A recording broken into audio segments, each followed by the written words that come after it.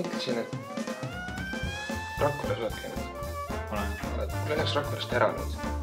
Kuulsin, tuli üks hullult hea mõte. Kuulsin, üks sõber rääkis kunagi, et tema on käinud sellises Eesti külas, kus sa pead läbi Venemaa sõitma sinna saadesse. Tead sa, kus see koht on? Kuule, kas ei ole see Saatse?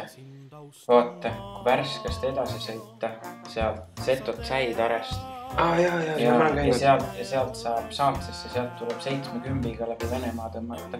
Kuidas me lähme?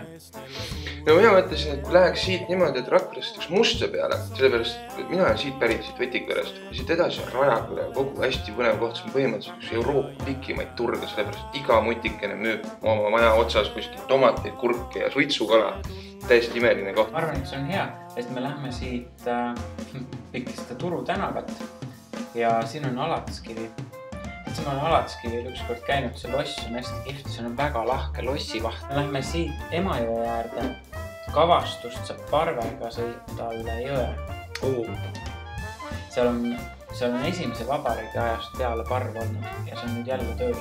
Me saame siit üle ja siit me saame vaata siia Mooste peale. Moostes on väga kihvt viinavabrik tehti korda. Nüüd seal on üks fototurismikeskus, kui me saad läbi minna. Jaa, ma sain Siimule tere öelda. Ma tean Minnat, ma Siimu ei tea. No siis saame Minnat teadma. Ja sina saad Siimu teada. Just.